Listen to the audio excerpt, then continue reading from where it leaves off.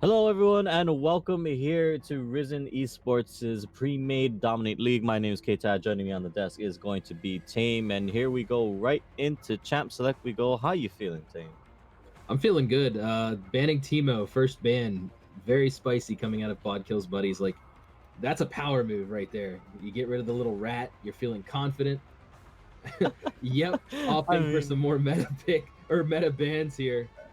I gotta love whenever you see that in a match that we should say is pretty serious for both of these squads. Right, we can talk about the implications of how this plays out, what the tiebreaker scenarios are as we go along. But pretty much, just saying no fear. We don't care. We don't want you to have Timo. I'm trying to look through right now to see if any of these guys even play Timo, and it's not looking like they. Oh, okay, Glimpse does. But that's still a A pretty little bit. weird thing to see. Yeah, it's still something. Oh, okay. He's a one trick Timo. This makes a little bit more sense, but all right. The rest of the meta bands come through Karma, Golov, Graves, Timo, Hecarim, Oriana, and now the Ash. First pick for the side of Bodkill's buddies. I mean, Ashe is such a good staple ADC. She's so safe, and there's different ways to play her where you can play the sort of like aggressively synergizing with your jungle, stepping up in the lane, going for the slows to synergize with gank. There's always just the sit back and farm. I mean, her ult is one of the most versatile and cool ults in the entire game. Like to see the Zac though. Zac is a character that can jump right on top of Ashe and really kind of nullify her slow with the sticky strike and everything that he can apply to her. So it's a good sort of clap back right away to take the Zac when all you can see is the Ashe. It's also a comfort pick for their jungler here. I'm looking at his U.GG. So definitely something that they play a good bit.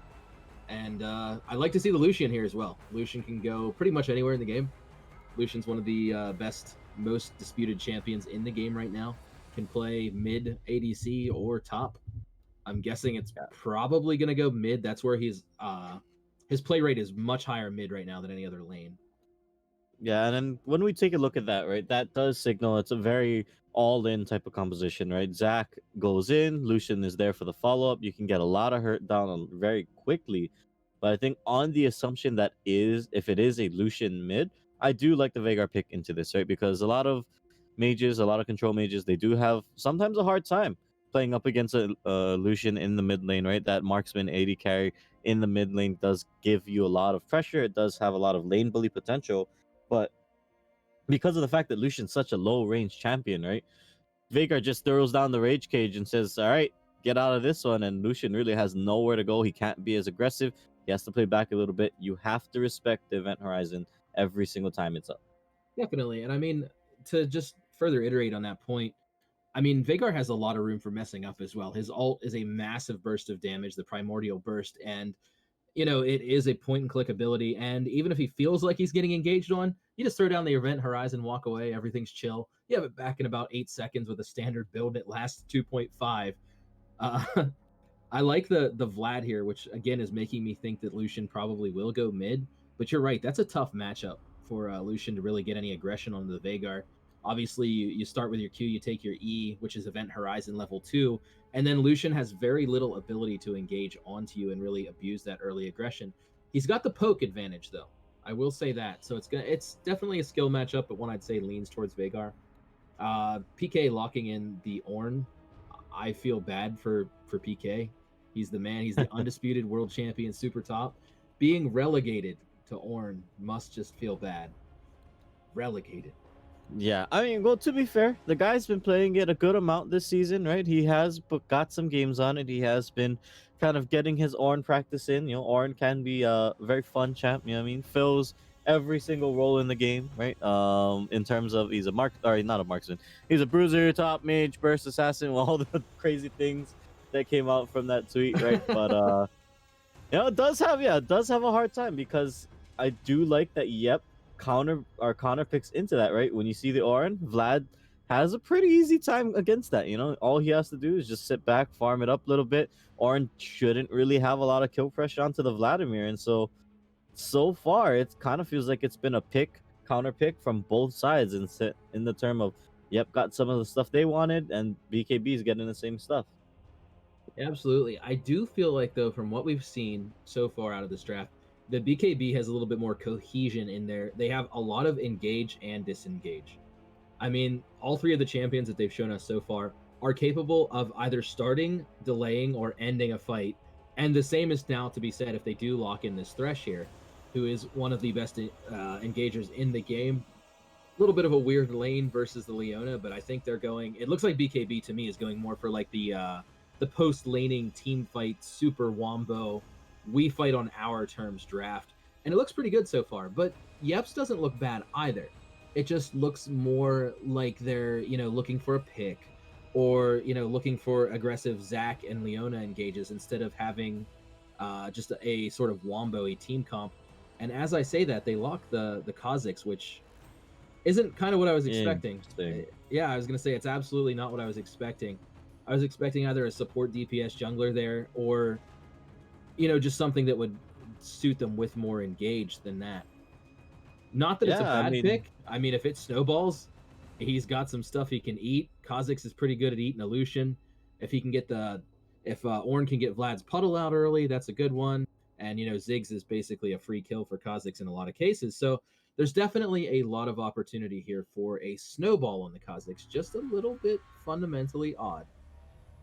yeah, I mean, definitely an interesting thing there in the sense of we're talking. I think you just brought up that point of disengage, engage. They have a lot of this heavy team fighting potential, and then when you see the Kazakhs getting locked in, I actually very much question the effectiveness of an assassin like that, where on the other side, when Kazakhs hops in, right, when BKB is looking to want to go in and take the fight, Kazakh's ideal targets is the Lucian and the Ziggs, but you have to get through the Leona, you have to get through a Vladimir, you have to get through a Zac to do it. And those three targets alone should be enough to lock down an assassin like that. And that's something that could be a scary prospect if you are, BKB, if you are the jungler here in the side of, Jackie Chan.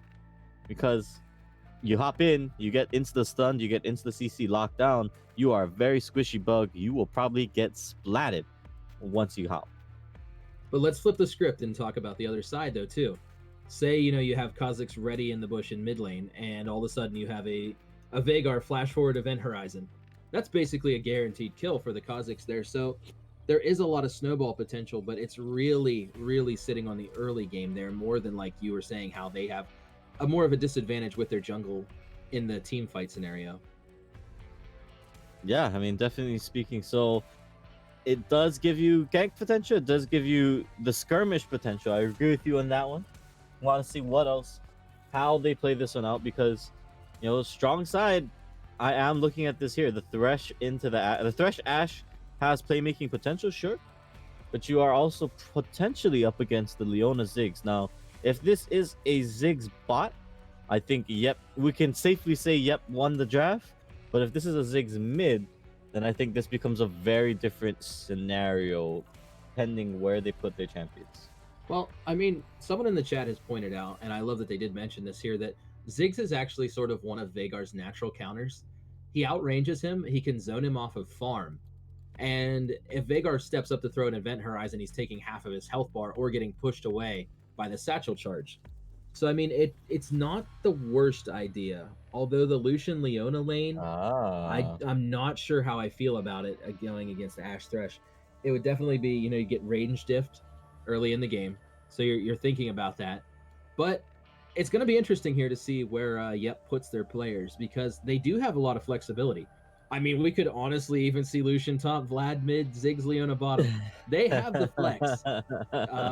The triple flex is what, if they were to really bring it out, that would be something to see in terms of just, I think big braining everybody here in this one. But we do have an update as we are rolling through the regular champion select, and it does appear that this should be Ziggs going over the Sandlike in the mid lane. So, all right, like you're talking about, they do go for the counter pick against the Veigar. They don't want to put the Lucian up against, the Rage Cage like we're talking about, where he has a hard time going in and getting those kills. So I think bottom lane now just becomes so much fun. It's just gonna be it should be just an absolute bloodbath down there. Oh, definitely. And as we're waiting here, I think it's worth noting that I'm looking at Sandlike's UGG, and it doesn't look like Ziggs is really anywhere on here. So I mean, even in a higher elo, okay, there's one they played in the last 2 years. There's one ranked game of Ziggs. They did win. I think that's worth mentioning. They did win, but Man, Tame, are you the Reddit detective right now? Are you like scrolling through all the Smurfs and just like, let me see, let me see. All right, he played Ziggs this one time. He went 8-2-20. All right, this tells me everything I need to know. The man is a genius on Ziggs. Is that you? Is that you right now, Tame? no, because he actually had 5 CS a minute and went 3 and 8. Ah, well, he has been found out, revealed, and that might not be all right. Maybe Ziggs was not the play then, if you are on the side of yep, team name. All right, well, what with that, we are now in the spectator delay. We can talk about all these champs all we want, but with this being week 9, with this being the last game before playoffs, there is so much potential for upset. There's no real tiebreakers we're going through, but with that said, we do want to bring it up that there is a little bit of a tense scenario here, Tame, for the results of this game. Yeah, both teams being 6-2, there's a lot of playoff implications here. Um, obviously head to head matters the most. So not only are they going to break the deadlock in the standing, someone's going to have a head to head advantage here as well. So both of these teams are definitely going to be showing up today. And realistically, this should feel like a playoff set for both these teams, as close to the end of the season as we are. Yeah, 100%. I mean, looking at it here, playoffs very, very close to being in contention. These guys need to make every single game count. For those of you trying to keep score at home, if we do find ourselves in tiebreak scenarios or even standings, there will be a way to break it, and that is going to be in overall game losses. So, pending how the matchup between We Love Solbert and the Treads goes on the other side of the league, this could potentially have implications as things go on. So, with that said, we will be cutting to just a quick little bit of a break, ladies and gents. But when we come back, game number 1 between BKB, Bodkill's buddies, and yep, team name. Don't go anywhere. We'll be right back.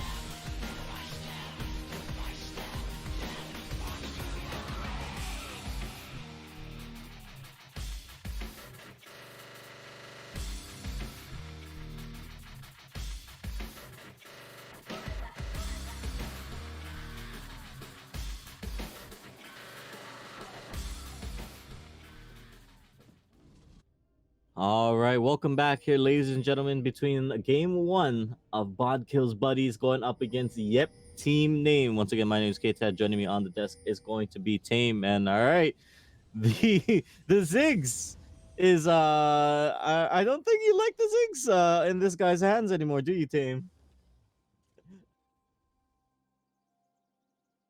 Oh, If he hello. can pull it out and pull it off. Got a little spice mixing up in the river here. However, the spice continues to flow and everybody runs away from one another. Wait, are they going for this? Oh, they went for the invade, but only to just get some vision down. They just want to know if Zach is starting up on the top side or if he's going to be moving around. I think there is kind of an interesting interaction that you can potentially see come out from the side of Glimpse and Sandlake is that, and the reason why you might see that ward there is Zach can W with the Ziggs to kind of wave clear out his Raptors pretty quickly. Gets him a lot of experience really fast. It gets him the ability to move on towards his other camps, but instead it looks like it's just going to be Glimpse moving right on down to blue buff to just kind of naturally start out. Or no, I take that back. He's gonna start leashless on the wolves. I like how I can tell when I'm casting with somebody that plays jungle, because you're just like analytical and like, I got this, and knowing the pathing and everything. And I'm just like, I'm glad that you do. But no, you're right there. It is an interesting pathing start there for him. He might have felt a little caught out or found out, so he decided to start on a different path there. I mean, you never know until you know, right? Very true. I think more wise words never spoken there, team. So You don't know until you know. looking across runes and masteries here, everything's fairly standard. It always does feel a little bit weird to see, a character like Kha'Zix taking a rune like Phase Rush, but mobility meta in Season 10 really has been king. You're seeing Phase Rush was basically like a meme rune last year, and now you're seeing about half the champions run it every now and then as we have an engage. Level 2 advantage going over to the side of Yep, but the death sentence actually not going to land. Time taking a lot of damage. That will be first blood, but it gets traded back. Now Romy just slowing up onto Kowalski and the Leona, trying to just get him out of dodge, but he will gladly take that first blood for the Ashe, but he is in a dangerous predicament right now. They could look for the engage. There's the lance, there's the stun, there's the pullback, and it's 2 for 1 on the board. He knew it was coming. Romy's like, yep, and making the yep face and knew it was coming, and there's nothing you can do about it. Nice CC chain there. A little bit of a questionable sort of stand around there from Eldwan after the first kill. Maybe just wanted to make absolutely sure Ashe got the kill, but he's just like, I'm going to chill. I'm going to auto attack. I'm going to make sure we got this one. Not sure if the death was avoidable, but it's like you predicted. Really bloody early bottom lane. 3 kills in 3 minutes. I mean, and it's going to continue. There's no way it doesn't as we get into this early laning phase here. Yeah, I mean, so much volatility when you have characters like Ashe, like the Lucian. These guys, or rather, Thresh and Leona are the ones that really want to go at it. Ashe and Lucian are really just along for the show. But I mean, let's take a look at this now, because the invade up on the top side, knowing that Glimpse came bot, look at where Jackie Chan is. Yeah, he's waiting. Oh, he's waiting. Oh, he's waiting. They found them. Glimpse might have to flash out, but doesn't get much distance on the flash. Instead, hops the E away. But that does mean the red buff now gets to get taken up. Kha'Zix picks it down for himself. It really does feel good, but in the same sort of note, it's not that big of a deal. Zach is one of those characters that his main engage is his leap, so using the flash to get away isn't the end of the world for him there. But it is it's good proactive play coming out of Jackie Chan on the Kha'Zix here.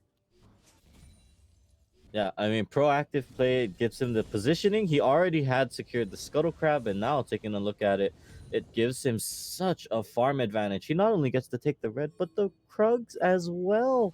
This guy is rich on the top side of the map.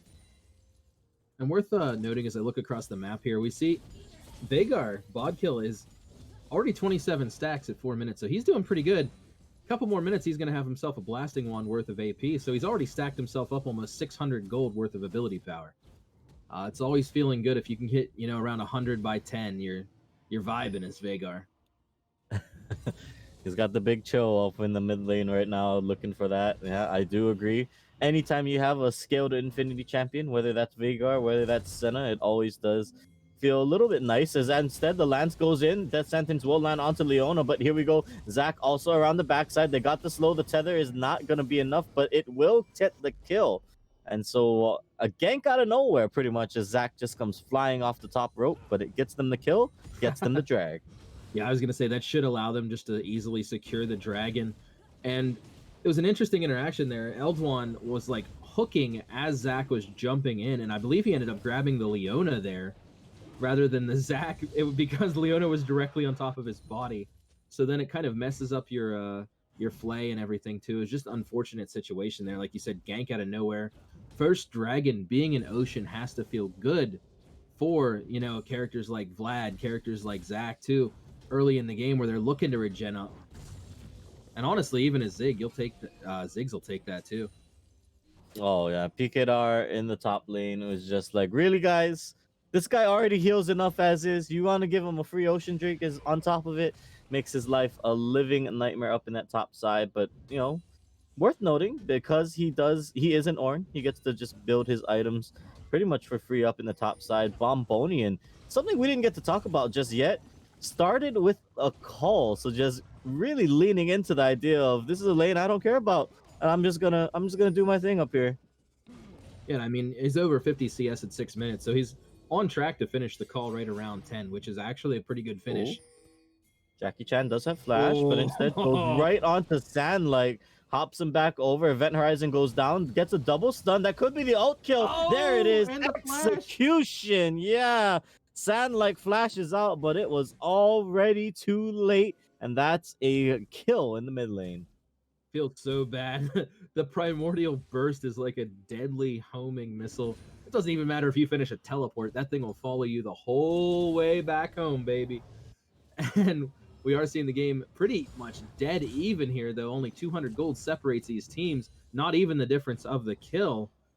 As we do see PK up in the top lane here build that Negatron cloak right off the bat, which nullifies a lot of Vlad's damage, allows him some free farm, just lets him feel like the undisputed super top up there in the top half of the map. I mean, pretty much once Pikadar gets that Abyssal Mask, right, once he's able to really just kind of sit and not worry about taking more than one Vlad Q to the face, it becomes, I think, a lot more easier over time up in that top side for him to just kind of be more of a bully than he already is. Because honestly, in the early phases of the game, yeah, Vladimir does take a little bit of time to scale up. You know, it is something where he's just looking to finish out his call, really, I think.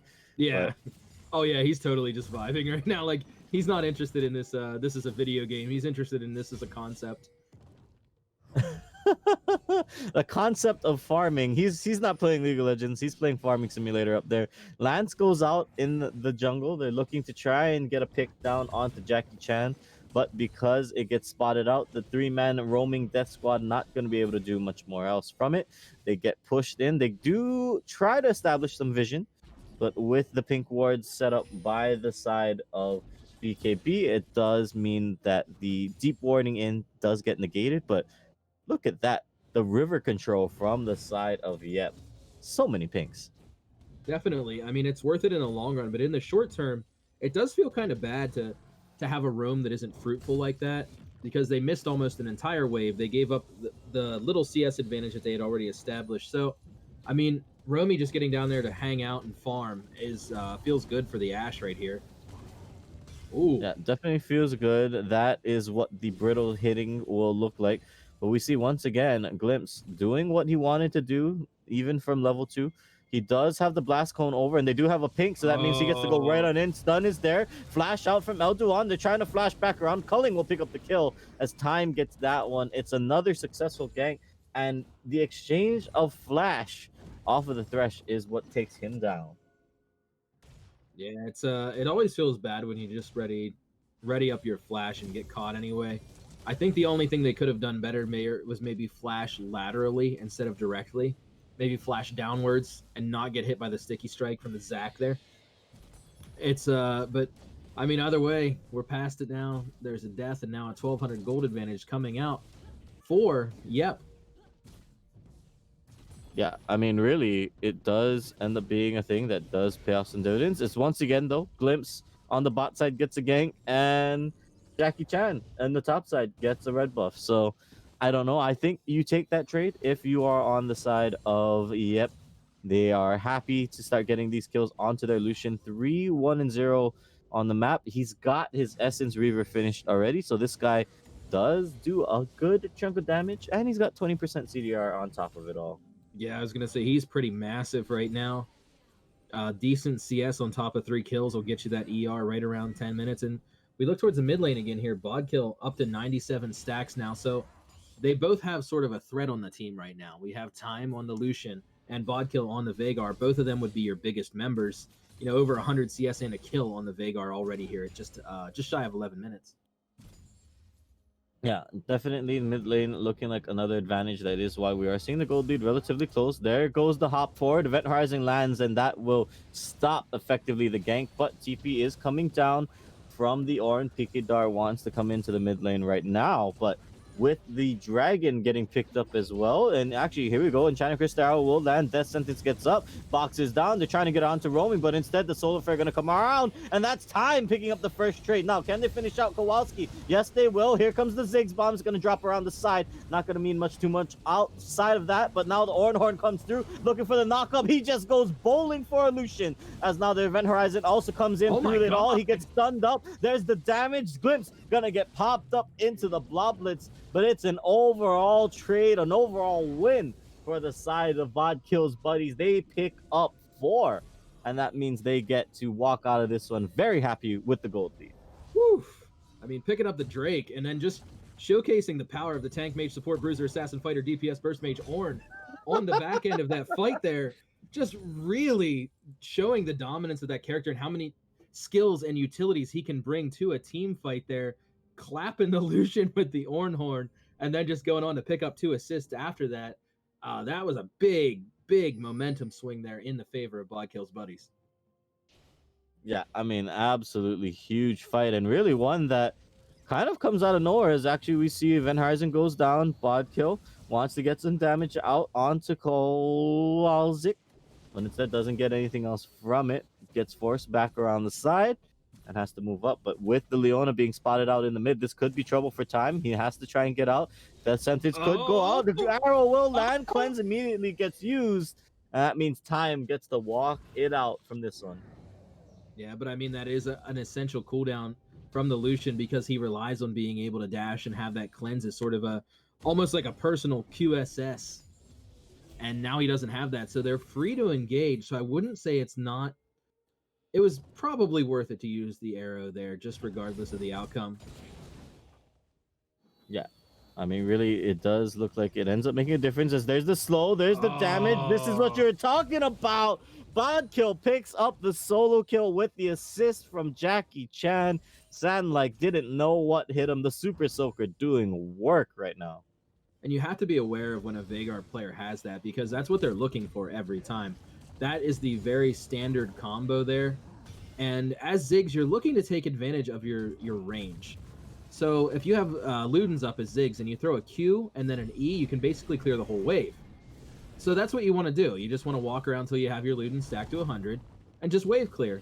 You don't want to be fighting the Veigar like that. Oh, here we go! Ornhorn comes through, but instead Bombonian gonna hop into the pool, but looking for the knockup, not gonna be able to get the hit on the backside. Vladult is ticking. Bombonian will heal, but all right. The Ornn is thirsty. He wants them. He wants to get these kills, but they're pushing advantages across the rest of the map. Arrow will land onto the Leona. Box comes down to slow him up. They're going to get a TP around the backside, but here comes the cage. Here comes the damage. They can't quite finish out onto the support. Kowals used the stopwatch, but the Lantern Shield is there. Bodkill picks up that one as now Romy comes in from the left side onto the flank. The TPs might not be too much as Jackie Chan hops out. They don't finish anyone. Health bars flashing red, but BKB ends up getting 3. You just can't let that Veigar just free fire the whole fight like that. That's a Veigar at this point in the game with this many stacks and that much AP. It's way worse than an ADC just being allowed to free fire. I mean, and the crowd control that's brought by the character, and now the fact that we're up to 163 stacks. My dude, that is many stacks. He is going to be hitting very hard here, and it looks like he is going for the more defensive build as well. So he's going to be able to CC and do immense damage, and still bring the Yeah. glacial fury in there too. I mean, when we talk about it, we were looking at this in draft in terms of, all right, Lucian was the R2 pick, right? He was the second champion grabbed for the side of Yep, and it was immediately countered on the other side by the Veigar. And I think that's paying dividends right now because, yeah, looking at how fed time was in the early parts of this game, he's still pretty strong in comparison to his opponent in the Ash. But when you look at it, the Veigar just is able to deny so much ability to move around with the Event Horizon. Absolutely. And I think sometimes teams in general, this goes for all levels of play, they focus so much on having like a tricky or advantageous draft that they forget things. Like, I can sit here and tell you that if you put me on like Zed in the mid lane, it's not going to work. I'm not a Zed player. So if we're going for like a counter pick or whatever, we need to think about something that's actually in my champion pool. And with Sandlike here, I'm just not really feeling the Ziggs.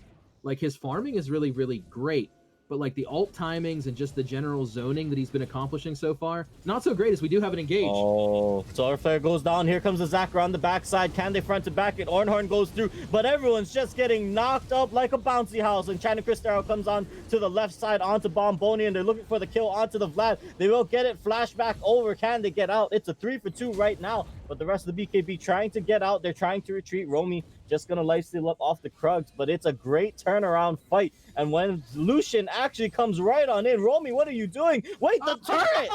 Well, He died to the turret, Romy! With how much health was that? He lives and it goes even. 3-for-3. Oh my goodness, the chadness of that play. Someone please get us a clip, because that's going on the highlight reel. That's amazing right there. And you know, little subtle things like the stutter step there to delay the back that he was going to just go through with. He could have just rolled over and died right there, but going for the outplay, playing around the Lucian and using the tower on his side there, really just sticking it out. And that again has to feel really bad for Yep, because they threw their advantage there. You know, like you said, they had a great fight, and suddenly it's not, and they're now down, find themselves down, 2,000 gold. Yeah, I have a feeling we are about to see the salty run back though of that play as the dragon is up and they were looking to position. Whoa! What a death sentence from Duan. He's not going to be able to get the kill on it. The cage comes down just a little bit too late, but that's okay because that looked so sick, and they get the dragon off of it too. That was amazing. Like, he was flying through the air, and graphically, Thresh's like hook looked like it was like 100 yards long. Like he's like, baby, I just went to Home Depot, got myself some new chain. This baby's going extra long, and picking up the the death sentence there, but unfortunately couldn't combo it. As we do have an engage coming up here onto the Herald with only a minute left on it. I think it's a great play for them to pick this up. Great play, but a lot of people are in range. Keep in mind, Bodkill is not here, but instead Zac goes in and immediately gets flayed back around. Bombonian trying to put some damage down onto the Ashe onto the left side. Ornhorn comes out, though. The death sentence is there, but they can't kill the Vladimir. Now the Veigar has joined the fight, gets the kill onto the Ziggs. The rest of the team still trying to stay alive. Jackie Chan trying to kite back into the pit. Time gets a great amount of damage onto the Orn, finds that kill. Jackie Chan gonna either flash or hop out, instead chooses to make his final stand. They get the Rift Herald, but at what cost? 4 members down. At an extreme cost. They just lost their advantage completely here. Now they're suddenly down 1,000 gold, and I think we may have a banger game. Hashtag Live Evil on our hands here as Kowalczyk is going for it, baby. Oh, there we go. The dive is strong. Glimpse was there waiting in the arms just to get that kill. They pick it up. They don't finish the turret. They don't have minions, but still a great kill. That becomes an ace at the end of the day. 5 kills go over, even scoreboard, and the gold lead back in favor for Yep. I mean, this game has just been wonderfully back and forth here. If we take a look across while we have a moment, we see Vlad now on 2 items, opting for the Zhonya's second, going for that pretty safe build. Zac just still sitting on his Cinderhawk there. He's a little bit behind, you would say, at only 89 CS here at 20 minutes. Ziggs right where he should be. Lucian a little bit of ahead of where he should be. So items are fairly standard across the board for Yep. Worth noting, the Ashe is now 2 items as well. And like you had mentioned, once PK gets that Abyssal Mask finished, it's looking pretty good for him. Now, we are at 20 minutes. PK is at level 12, so we're coming in on Ornn upgrades here soon. Obviously, we're going to be looking at hopefully getting Ashe an upgrade. We're going to be, I mean, I would assume Veigar would want to go into a Death Crown here at some point, would be a good late upgrade for them as well. So, I mean, the longer the game goes on, the better that Bodkills are going to feel about it, even if they are a little bit behind. I mean, Veigar does outskill Ziggs, even though Ziggs scales really, really well. So we're going to have to see how this goes in the next couple minutes here as we see a flank. Uh-oh, do you want this? Jackie Chan on the flank. Yeah, he thought he was going to find one, but instead finds a bunch of them.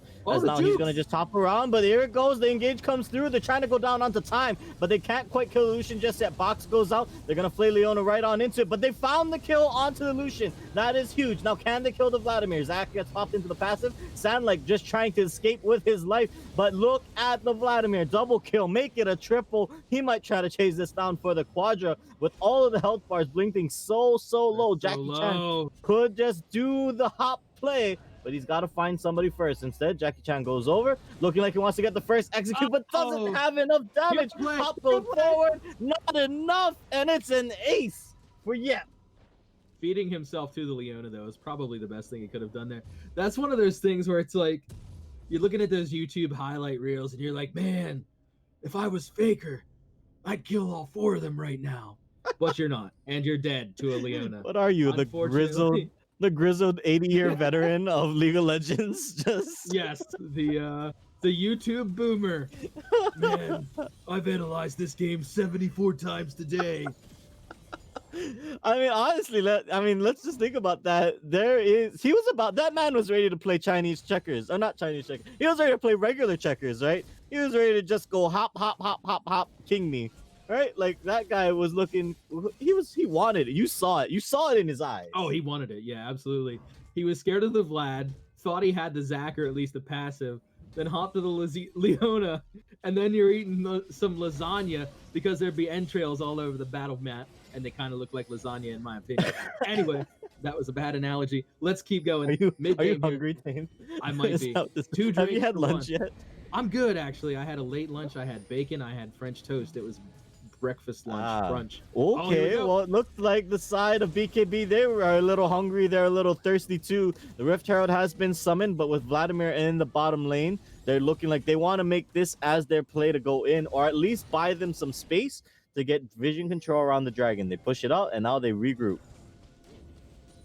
Yeah, I mean, we're definitely going to have a fight here in a second, so I am tempted to just not even talk, because as soon as I do, there's going to be an engage. Oh my god, I'm right! Yeah, Rage Cage goes down, but it's not quite the commit just yet. They don't want to go for anything just off of it, but that was a good start. It does push a little bit of the health bars down. Now the rest of the team regrouping around the side, but a front 5-5, front to back might be a questionable thing. PKDar sitting over, Solar Flare gonna go out, but doesn't quite land onto anyone. The Dragon goes over to Yep, but now can they get out? Can the re-engage happen? Rage Cage comes down onto the right side, so that means nobody else gonna go through it. But just look at the poke, the damage, the siege, the disengage from Yep pushes them away. I mean, I feel like both these teams know that the next fight could be game deciding.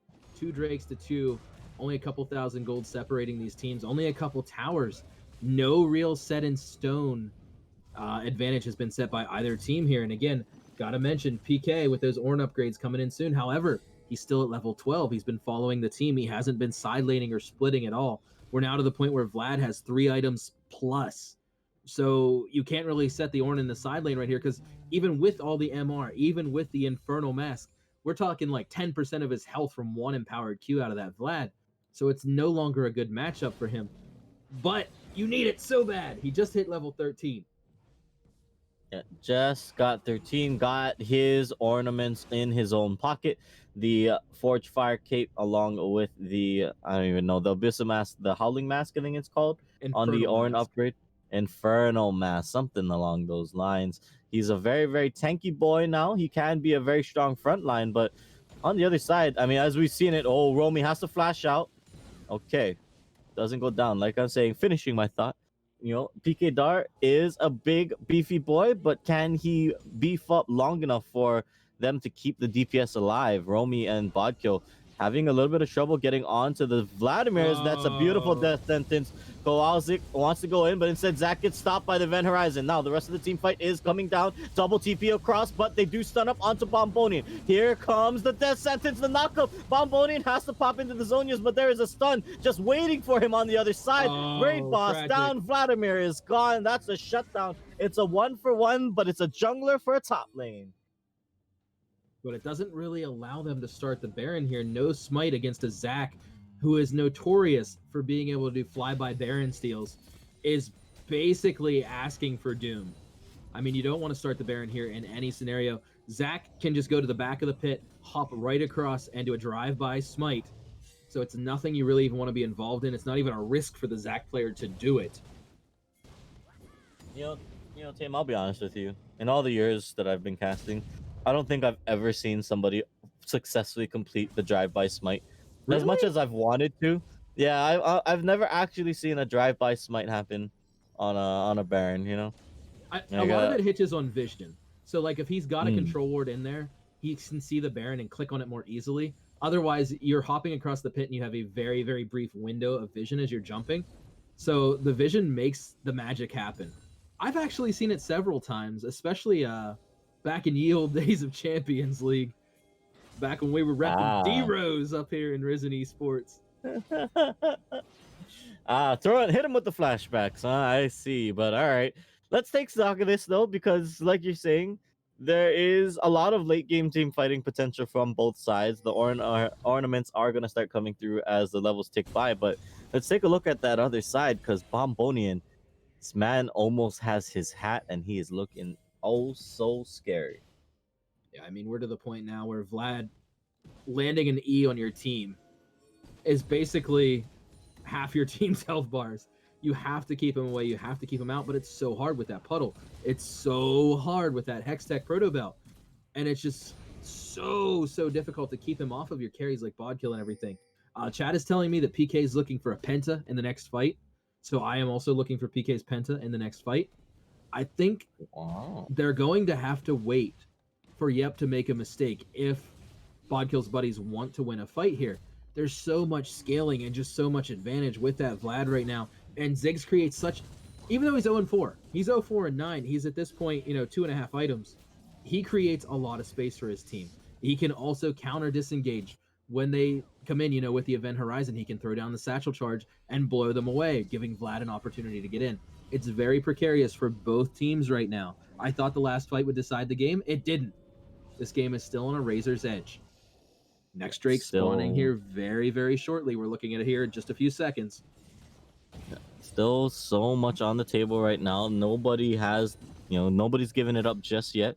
The rest of the time establishing vision, but I think the backs going unpunished from the side of BKB. Yep, wasn't able to realize that they were all back, so they were not able to move up their vision line, and now BKB sneaking around the backside of the pit.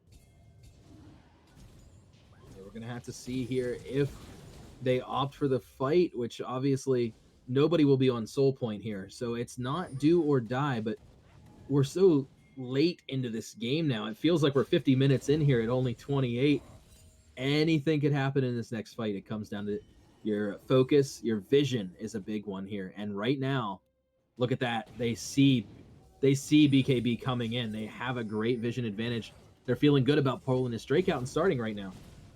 Yeah, pulling it out so far. Siege comes down. The steal not going to be able to go across from Jackie Chan. Here comes the Oranhorn. So if they're not going to land, they don't land anything on the Oranhorn as well. Now the rest of the team trying to re-engage onto Glimpse. They might pop the Zac. They're not able to get the kill. He will get the execute and pop into the passive. But here comes the Vladimir. Bombonian finds one. Bombonian looking for two. It's an instant triple. He wants to get a little bit more. They're going to pop him over, but the Zac comes flying over the backside, gets the slow, gets the pullback onto Jackie Chan. They're going to try to give Bombonian the quadra right now, but instead it doesn't look like it's going to happen. They take their 3, they're happy with it, and they move towards Baron. Yeah, I mean, this is absolute free Baron for them there.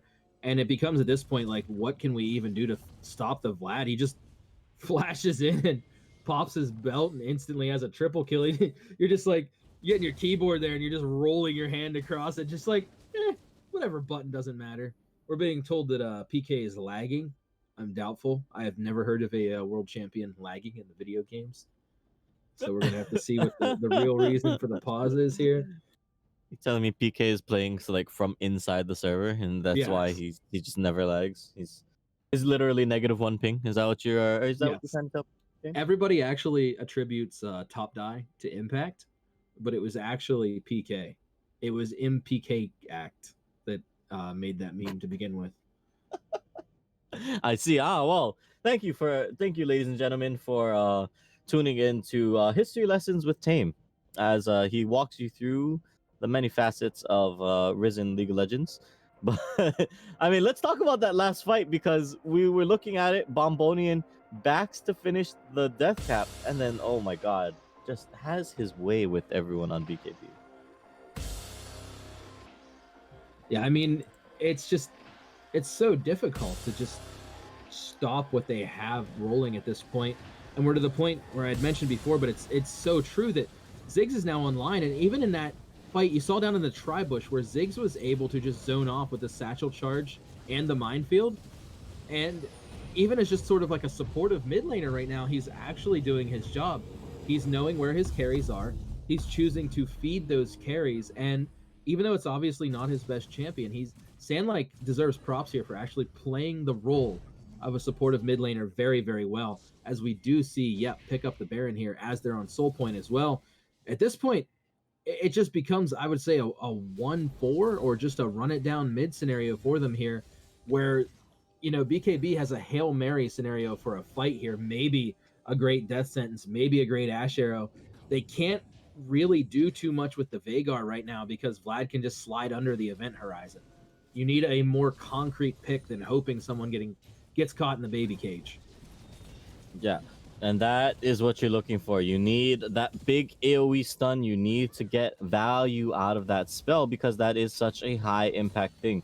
Bodkill trying to do his best to kind of farm out the wave, push him back, but Sandlake, once he gets in range for a bomb, you can expect that this mid lane tier 2 is going to be dropped. As now Jackie Chan immediately hops back over, away from time. They are just trying to survive, stall out for as long as they can, and eat up as much of the time off the Baron buff for now, but still. A lot of pressure, a lot of posturing for the siege as we go. Absolutely. I mean, and worth mentioning here too is that Bodkill doesn't have a hat. Bodkill opted for the Banshee's Veil instead, which makes sense. It's not a bad buy, but when you're stacking hundreds of times, we are at this point 277 stacks, and you're talking about a Death Crown, which Ornn can upgrade, versus having no Ornn upgrades on your Veigar right now. We're talking about almost 150 missing AP on the Veigar overall if he had built the opposite way, which definitely would help pop some people. There's been some people sliding away with just a couple health in these fights. But if you feel more safe with the Banshee's Veil, sometimes you have to make that decision here. And as you can see, PK is when his health bar empties, he doesn't die, he ascends. He leaves the server, he comes to real life, and he joins Risen General chat. Is that the moment when he just has the stream open, he starts typing in, even though he's 3 minutes ahead, he just starts typing in about the different ways he's inting it? Yeah, Is top div, that top what die. happens? Yeah, okay, that's kind of what I imagine, when you ascend like that. But all right, let's take a look at it, because now the question becomes, can the side of BKB stall long enough for Bodkill to get that hat? Like you're talking about, the amount of AP that this could provide, the Ziggs bomb will go out, but it doesn't quite land onto too many members, so the health bars are still relatively healthy. That's a nice cage onto Glimpse. Doesn't quite get him too chunked, but it does mean that the mid lane push is halted for now. Baron buff should be expiring very soon, and so that means the rest of the squad will back away for now. I think it's worth pointing out here that the Zac only has 85 bonus magic resist. Now I say only. Now, like this late in the game isn't really that much for like a tanky character. You're seeing a Veigar land a full QW on you. Normally, in this point in the game at 33 minutes, you're expecting somebody to just be deleted, even if they are kind of tanky. Not necessarily deleted on a Zac, but maybe down to about 20% health or so. And that's the difference of not having the hat here. So we got to find a way to justify this Banshee's Veil, and I'm just not seeing it yet, especially not with an Ornn on your team. Interestingly enough, he actually should be pretty close to finishing the hat. He's only a hundred or so gold out from it, I think, if I remember the math correctly. It is. But Yep. because of the posturing, he has to back away. He can't finish the hat right now. And that's absolutely Oh, devastating. That is a massive. Oh, they catch him? No. That's such a massive okay. power spike. It just Bomboni. can't be understated. Yep. I don't Bomboni think gets you can spotted test out. this. They want to try. At least Arrow comes through. Jackie Chan not able to get the steal, but the Horn knocks up 3. Ziggs bomb coming through. They're trying to get some damage down, but instead Jackie Chan takes the lantern out. They can't quite get any kills just yet. Romy trying to do the DPS from the backline, but a beautiful lance comes through. They find one. They find him. They're trying to wipe him through. Bodkill, the last healthy member alive. Ornn trying to do what he can, but it's not going to be enough. And Bodkill now has to find the kill onto the Lucian. Damage comes through, but the cleanse, the ace, and game 1 should be going over to Yep. Yeah, I mean, there was really no reason to contest that. At this point, the soul doesn't even really matter. And like you said, game 1 will go to Yep. Maybe a bit of a desperation play there. Still, back and forth. What a great first game. It was close until it wasn't. It wasn't. I mean, I definitely want to say we saw good things from both sides across the board, but just as time went on, the team fighting potential of a Vladimir, Zach, and Leona, that's 3 people that just dive in, and one of them does a lot of damage. Tons of damage, some would say. I do want to wish congratulations there to Yep for taking game 1 here. That was a good one. That was fun to cast. That was a great first game. We will be sticking around for this is a best of 3. However, as we move into the post-game stats here. Oh man, look at that damage. I mean, the Lucian time was the early game focus, but look at how this shook out as the time went on there, Tate. Yeah, I mean, worth noting, look at that. The Ziggs ended up being the most damage to champions. Definitely played that role perfectly there. Let your Vlad carry, do the damage, set him up, poke him out. Absolutely right there. I mean, looking down across the board, everybody on Bodkills was actually doing fairly well. But you're seeing your Vagar get out damaged by your Ashe in a game that's that long, which just meant that the target access just was not there at the end of the game. Yeah, absolutely. They were not able to get damage down onto the right members. Bodkill and Romy were not able to really get past the front line and assassinate, so to speak, the characters they wanted to. Like we brought up in Champ Select, right? Kha'Zix is gonna have a hard time getting onto the priority targets. He ends up not being able to do so, and that ends up being the punish. Definitely there. It's seeing this just come across. It's amazing that Zach can do so little damage and have so much effect in the game and really just be a difference maker. And as a first pick too, it feels really good to just see that coming out of your first pick performing. And I'd like to see in the next game, I'd like to see Bodkills draft a jungler that works around their team. Something like a Graves that could have created more space for them there. I mean, they banned the Hecarim. It's something they could have played as well. Just some suggestions, and I think they can shore it up. And I'd really like to see them take game 2 because we're always hoping for a best of 3 going to 3 here. Higher stakes. Yeah, definitely a high stakes matchup. Well, if you were watching this, BKB, you do have teams' recommendations moving forward into game number 2. But with that said, ladies and gents, we will be taking just a short little bit of a break. Obviously, last week of the regular season, this does have some playoff implications. So don't go anywhere. It's BKB going up against Yep team name. Don't go anywhere, guys. We'll be right back.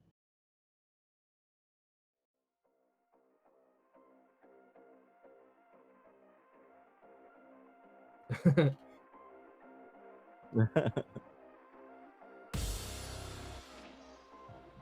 was a fun game. I thoroughly enjoyed that.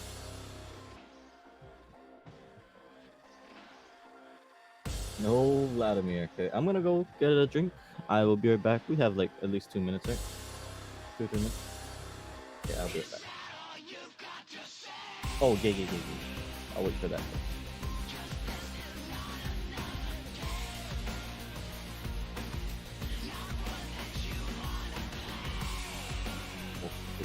Okay, I'll be right back.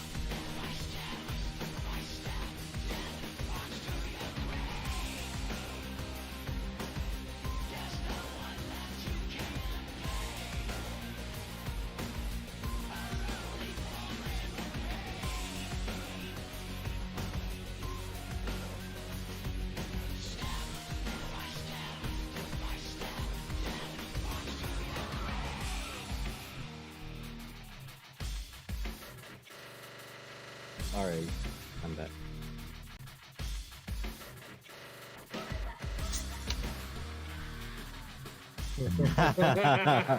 I'm psychologically telling you should get a drink right now.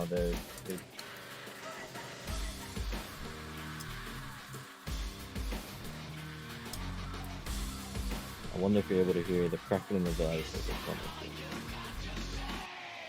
Okay, damn it. Maybe I should. It'd be torture if I brought this really close to it.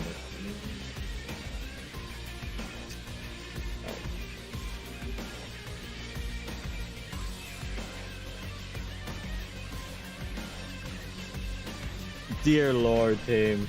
I saw that. Oh my god. Oh my god. Alright. Alright.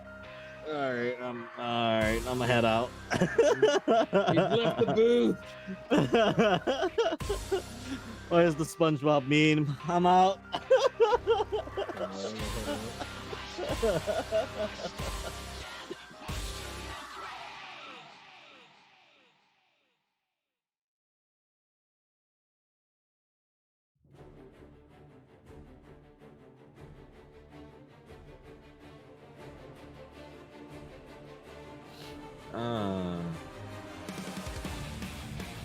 Actually, look at this, and if you're Solbert, you want Yep to 2-0 here. I was looking at this because if Yep wins, because they have more losses than Solbert, I think it shakes out to oh no, wait. I'm too far down the sheet. Hold on, I gotta go back up. 15, yep, and then yep, and then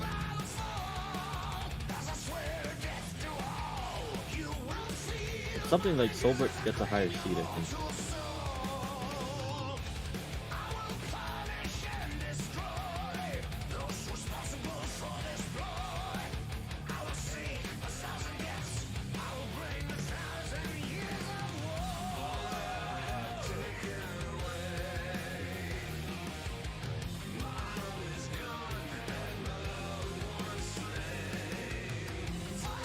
Oh yeah, okay, that's where I see it. Yeah.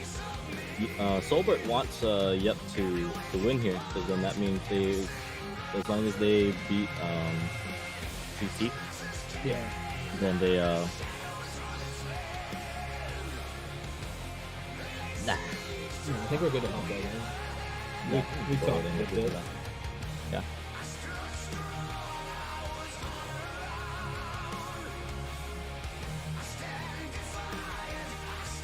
Oh, here we go. We're going.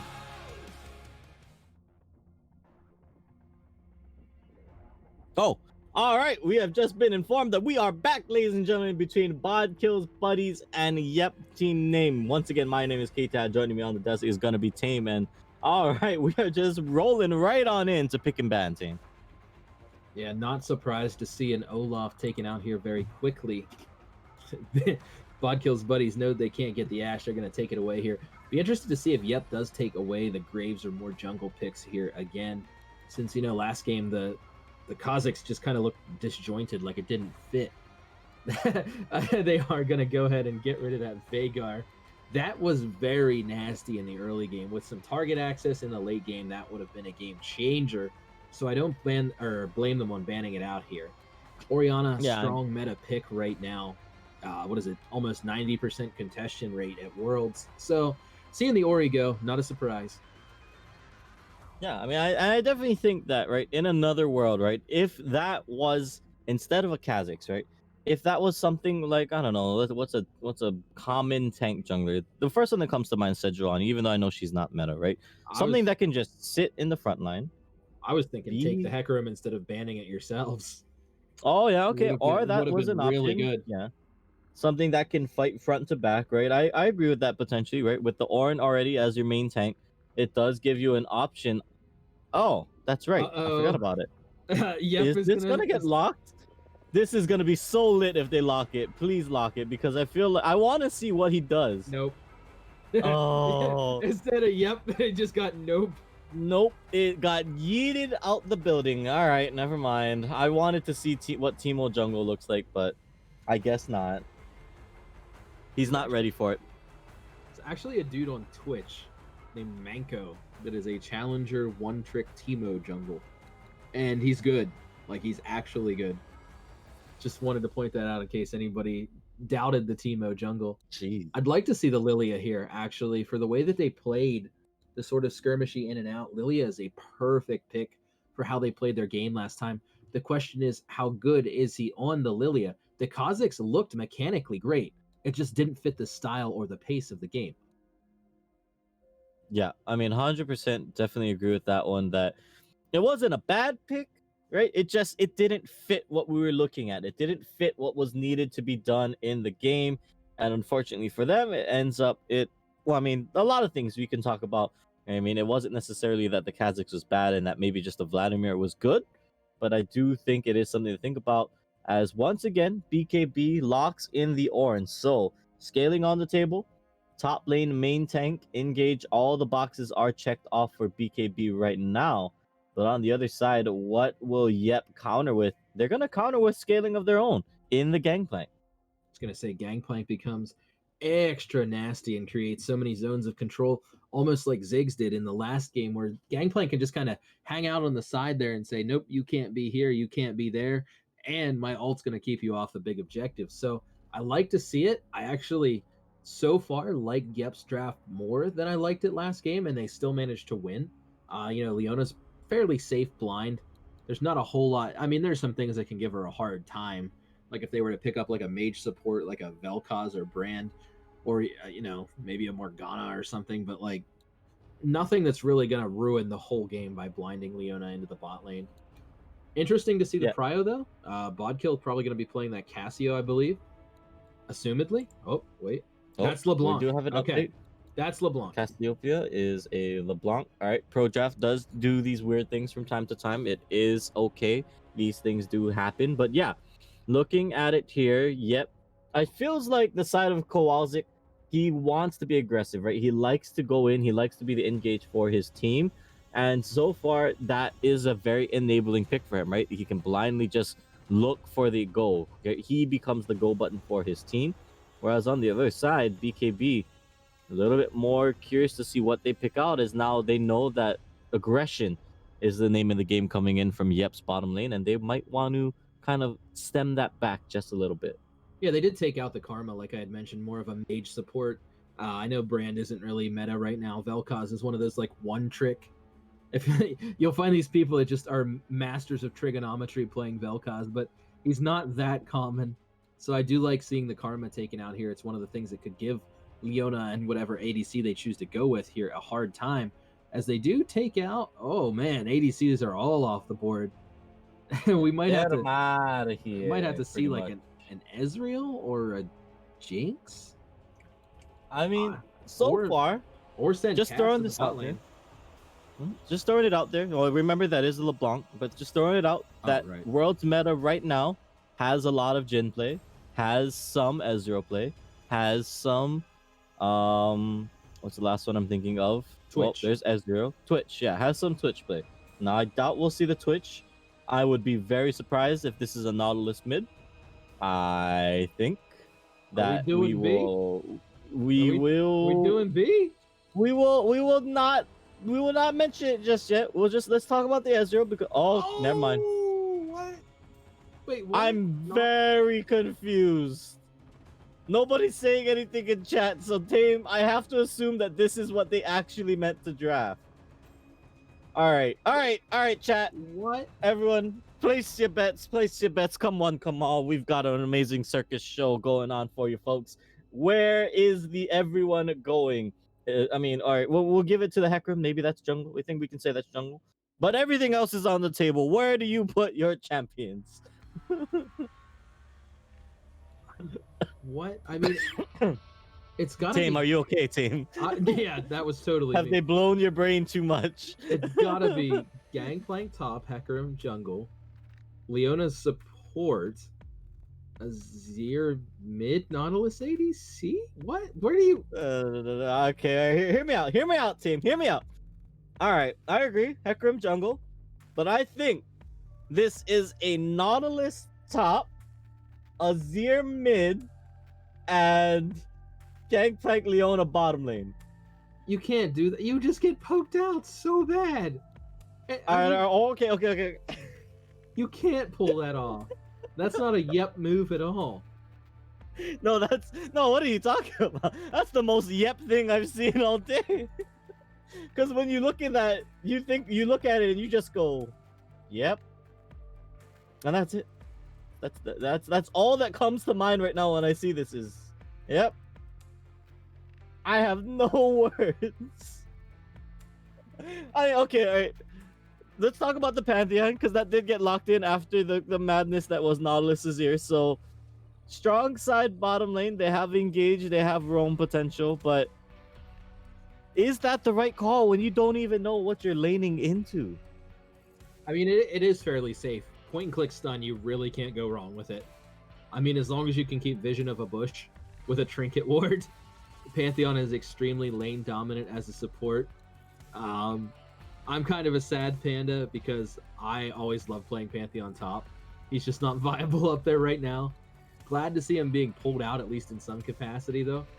But yeah, I mean, Pantheon just basically double use you, which is his point and click stun, and then he just like kind of backs away with E. He can even Q you with the Comet Spear, and then the whole time that's going on, Ezreal just pokes whatever they send bot lane. It doesn't matter because Pantheon's backing away. He's not taking any damage. He's invulnerable. So, I mean, whatever Yep wants to send bot lane is going to be having a bad day, I feel like. Yeah, I mean, all right. We are now.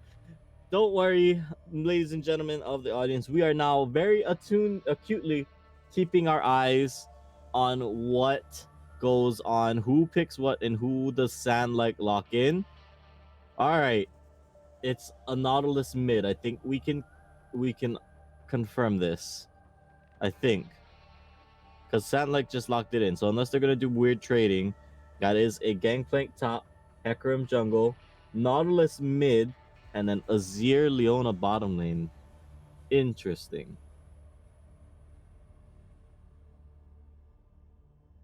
Yeah, I mean, I even used to play some Nautilus mid until he got some of his ratios tweaked. It was actually really fun. You just kind of rush a Rod of Ages and stand in the middle of the wave and press E, and then you have a lot of strong engage later in the game with your hook and with your ultimate.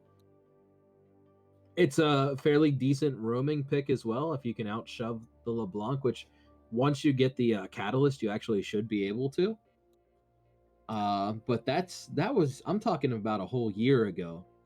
League of Legends changes a lot year over year. Yeah. So I mean, I guess it is kind of crazy not to say that's it wasn't very long ago, right? It was only a year ago when Doinby kind of changed the world's perspective on this pick, right? On the Nautilus mid. He made it a thing, he made it possible, or he made it viable, and that was a thing that was possible. But overall, I mean, a bold move for sure from the side of Yep. But I think now we what I want to bring up here is let's talk about playoff implications here, right? Because if Yep wins this game and they go 2-0 over BKB, it doesn't actually make that much of a difference for them in terms of where they get seated if they win this 2-0 or 2-1. A win for Yep is a win regardless, because with the way that the rest of the match scores played out, they do not have the best match score against the other teams in playoffs. So they will just be in the fourth slot regardless, whether they 2-0 or whether they 2-1. On the other side, BKB now in a weird spot. They need to win this 2-1, and even then it still potentially can be reseeded differently depending on how Solbert plays against their opponents in TT later at the end of the day. So I don't know. I think they're just having fun with it. They've got a game to kind of mess around with, maybe do some craziness and get some fans maybe. I don't know. What do you think, Tame? yeah, I mean they obviously were listening to the stream and heard me say that the casters always want a third game, bring some excitement to our community, and that, you know, in the third game everybody wants to win a little bit more. So they're like, you know what? Let's just flex it around. Let's see if we can flex on them. Let's show off. Let's bust out the 2019 picks and see how we go. I mean, I wish both the teams luck here. One draft's obviously spicier than the other. Sorry that we didn't talk too much about BKB's draft, but I feel like it's much more standard and much more safe. Yeah, definitely much more standard, much more safe, but it doesn't matter. We should have an exciting game on our hands here, ladies and gents, as we load up onto the Rift, as we finish out the spectator delay. But with that said, we will cut to a short little bit of a break. When we come back, game 2 between Bodkill's buddies and a Yep team name. I don't think anybody wants to miss this one. Tell your friends, tell everybody. They've got a not mid as your bot going on in this one. Don't go anywhere. We'll be right back.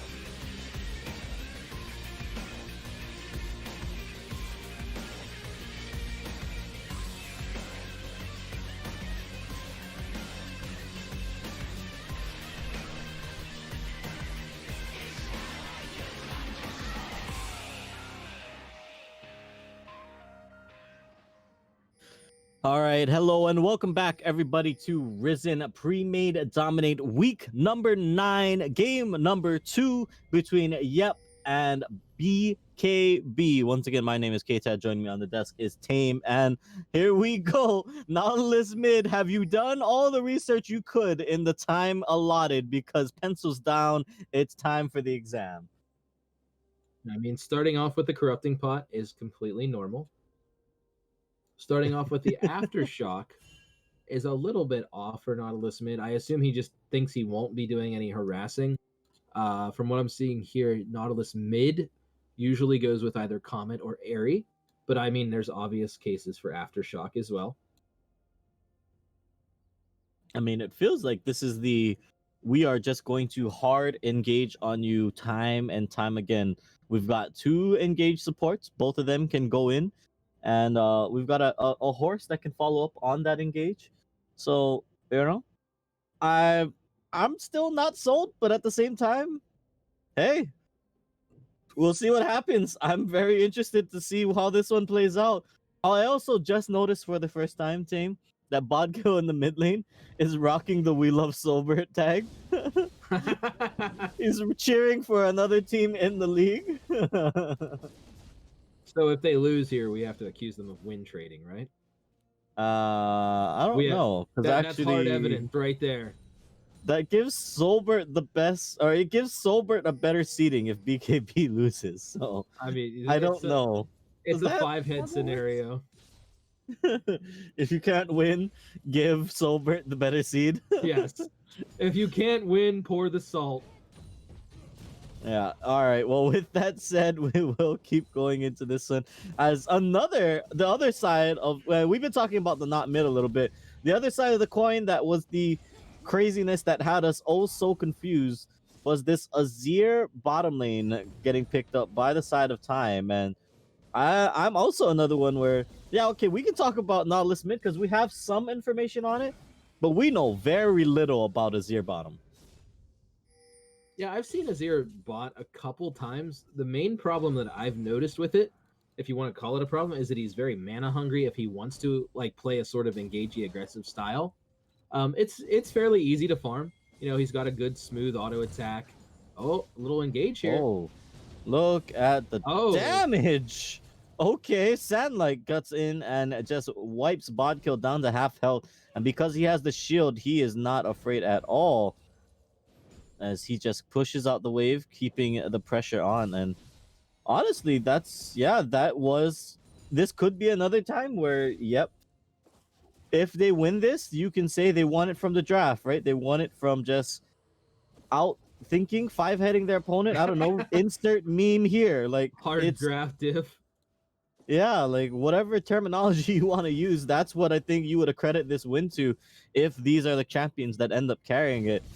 Whereas on the other side, I mean, it's a boring. Imagine saying that Gangplank Ornn is the most boring thing in this game. So you can liken it to basically like a Brazilian team hired Kakoma to draft for them. It's basically what we're seeing in this one. I mean, I don't even know. Would Coma even draft something like this? This is wild, even for. I don't even know. This is crazy. All right. We can stop. We can pick our jaws up off the floor a little bit, I think, as we do want to take stock of the situation. Let's see where the junglers have been, because at 20 CS to 28, Glimpse is a little bit slower. Worth noting that he did spend a lot of time down bottom lane a few minutes ago to just kind of maybe look for the early gank, and ever since then it really hasn't quite paid out. No, it hasn't. And I mean, it's not that big of a deal to fall a few camps behind on most junglers, but Hecarim is one of those ones where you actually do want to have that Triforce as quickly as you possibly can get it. So if you're going to be wasting time, it has to be healthy time wasted.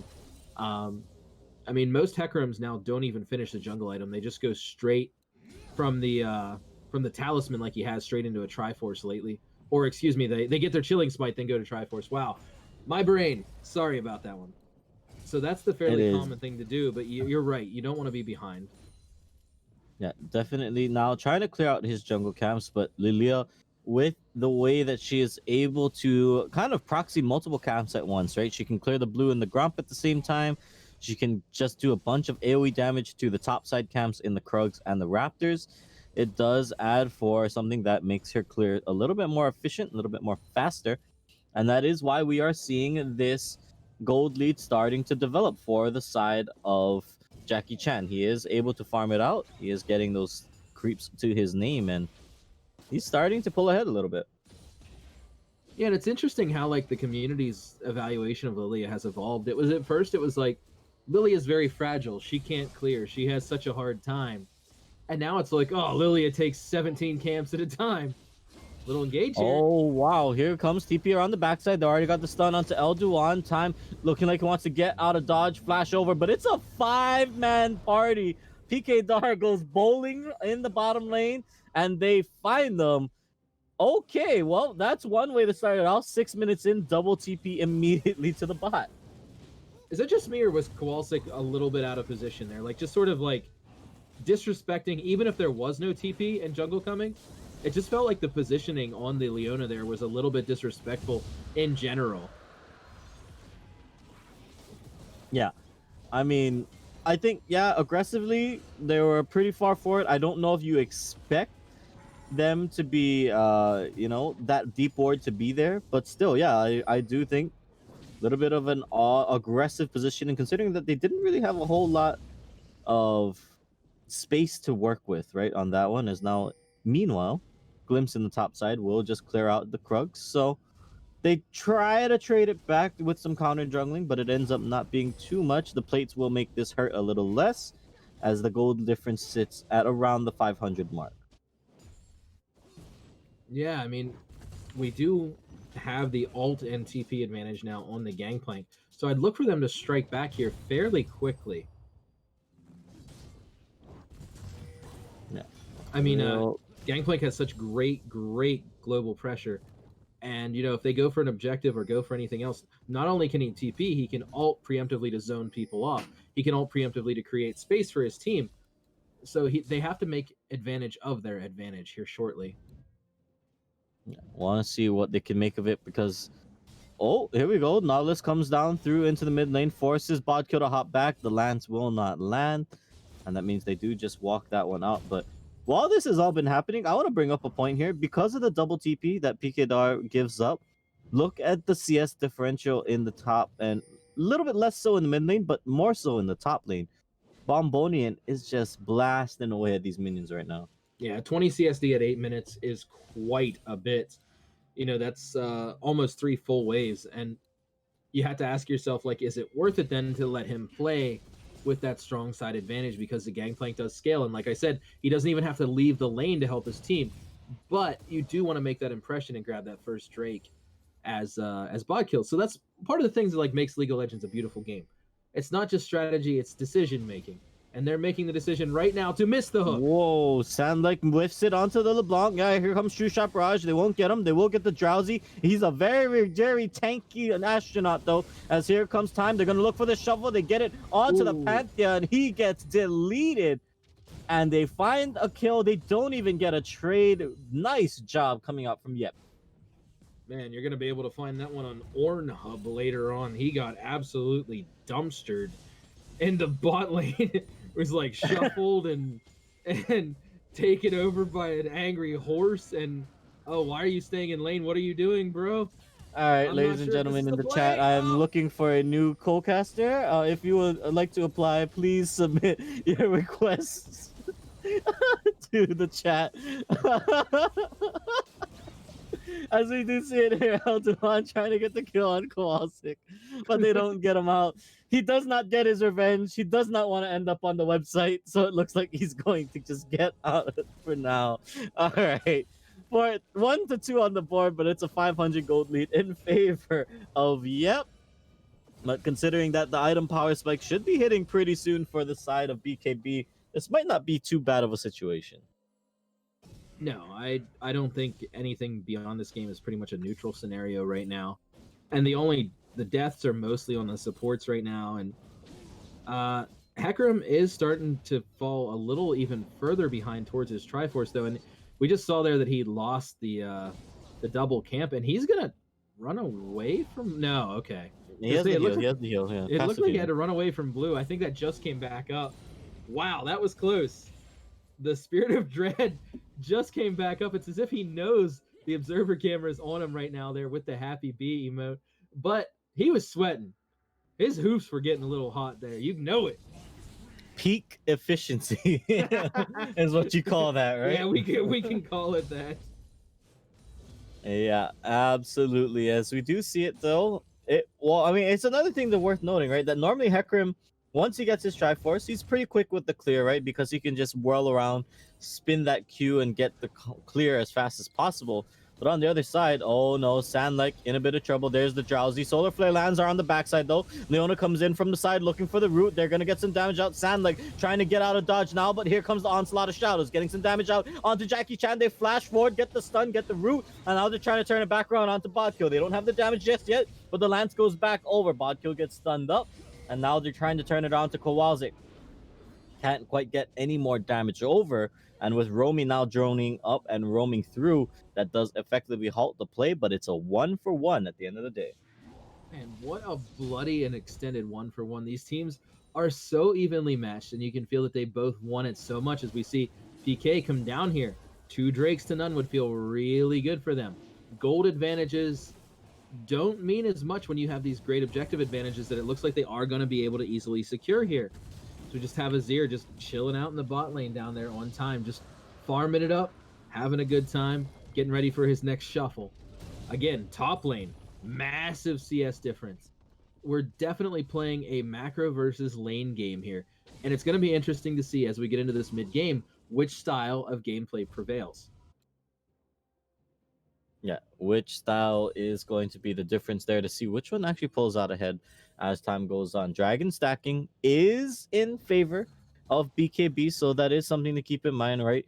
The priority that Jackie Chan has been slowly buying for the rest of his team should be enough. It should be something for them to kind of work with right now.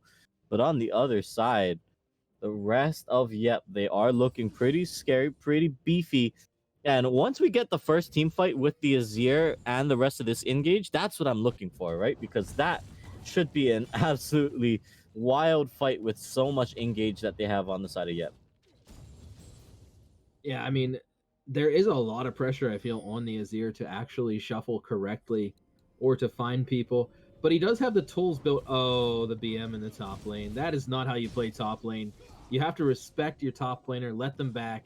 Those are some mid lane shenanigans. Get that out of here. Anyway, you have to really respect the tools around the Azir as well. You got the Gangplank ult, you got the Hecarim ult, you got the Nautilus hook. So many things to set up for the Azir, but even with all the setup, there is still a lot of pressure to perform on time. Did great last game. Let's see if he can do it this game. Yeah, want to see what he can do this time around. Worth noting, 4 plates fall in the bottom side, as the gold lead. Actually, a lot of this gold lead sits in the fact that there is a good gold lead for the majority of Yep. Well, now looking at it here, can they get the Rift Herald charge off? They Oh, here we will. go. They're 10 seconds out, but while that goes down, the fight begins. Jackie Chan just going to get eaten alive. Is now Glimpse in a little bit of trouble. They will try to get the return kill around. Elduan is here, but the bottom lane rotating up for now. The plates and the kill getting traded over means that the gold lead closes up. But the rest of the squad is around, and they are looking like they want to keep going. Actually, sound like we'll get rooted, but I don't know. The bottom lane actually peeled off, so instead he's just going to back away for now. A little bit of an off-meta comment here, but goodness, that Ezreal skin is very flashy. there is many colors coming out of that skin. I believe that's the new Psyops one, if I'm not wrong there. Yes, I believe that is. Because yeah, it makes his queue look kind of weird, no? Like Yeah, it's like a I'm a big rainbow fan, queue. yeah, of the basic ones. Yeah, I mean, I rocked Nottingham Ez for years and had no problems about it. Personally, I love Frosted Ezreal. It's actually one of my favorite skins. Don't even care how basic it is. It's like a chroma, but it's so great. But I feel you. Like, yeah. I feel you on the Nottingham one too, actually. I mean, Nottingham is actually a chrome. I think he just is green. He just wears a green shirt. That's the only difference. Back when skins were a simpler time, you know. Pepperidge Farm remembers when skins. Oh, actually, the shuffle Bodkill gonna get rooted. The thing they did the thing with the thing and then went back to the thing. Jumping back to the clone there, getting out of the shuffle. That's why I don't do play-by-play. Yeah. There's a lot of things that went on. I agree, but that is true. Bodkill does hop back immediately. That is a problem, actually, I think, with the Azir into LeBlanc matchup, right? That is why you normally don't see that lane too much, is because LeBlanc really can just kind of play around the Azir. Yeah, I mean, there's almost no follow-up that you could do there. It's like you said, but the best follow-up that you could do is being 40 CS up on that Azir, or about 30 actually right now. I mean, that's going to be a monstrous Azir coming out of that bot lane. They do have Nashor's Tooth already and just finished some basic boots, and they already have a Haunting Guy, so that's a big boy. Like, that Azir is going to be very scary here very soon. Yeah, I mean, and the amount of MPIM that now he gets to have, considering that he's got a Gangplank and Hecarim in the top side, right? So there's the physical damage. The AP Nautilus mid is a thing, but obviously he's more there for that engage potential than he is the straight up burst. As now Ono Kowalczyk finds Elduan in the Pixel Brush. It looks like they want to get started on the fight, but the bowling ball will miss, so everyone else just repositions for the vision. And this game feels again so close. Like these teams are so well matched into each other. It's really exciting to watch, and I just want to thank them both for showing up today. And the gold difference here is still about the same around 2K, and its objectives uh for Bodkill here. They're looking for Drake because that puts them on Soul Point, and that completely redefines how the whole map is played. So obviously now with the gold advantage, it would be wise for them to start this, and they are. 2-1 really changes the state of the game if they don't contest this, which it doesn't look like they will. 2-1 is a lot different than 3-0. So I feel like that's more meaningful than it seems. That's not just that's not just a Mountain Drake picked up by them. That is momentum. That is a safer macro sense. And that is the ability to probably go up here and grab a late Herald or just honestly relax a little bit and scale like they want to. Yeah, I mean, that is 6 minutes on the clock that otherwise previously the side of Yep wouldn't have had. So I definitely agree with you on that one. Momentum can potentially swing. And I honestly feel like that's BKB saying we don't really want to fight you 5-on-5 right now, knowing that the Azir has an early enough power spike with the Wits End and the Haunting guys to have enough M-Pen to kind of really start whittling through whatever the side of BKB can have. I still wonder when they decide we are okay with fighting. I mean, you're looking probably for a 2-item Ezreal and at least a full item on LeBlanc. There's the Ludens picked up by LeBlanc. Ornn can always engage. Pantheon's just kind of Pantheon, who does, worth noting, fall off. Lilia requires Leandries to basically be a champion. So I think that the answer to that question is very soon. I mean, Ezreal's already got the Sheen, he's already got the Manamune, and we just saw an item completed, and we saw Lilia building towards that Haunting guys, only needing at most a couple hundred more gold since it's only a 750 combined cost on that Leandry's Torment. So we're gonna see it soon. That's my prediction. Soon. All right, TM. soon TM comes out. Hey, we got it. As Tame calls out for that one, as we are seeing a lot of movement around the mid lane. No engage, but in the bot side, looking like they want to try and stun up onto Bombonian. Does have the orange, will heal himself back up. They don't get enough damage across to force him out. The Cat Out comes through too. Whoa. Elduan wanted to join the party, but because of that now, 3 members bot. The rest of the squad does get to just push up the mid lane.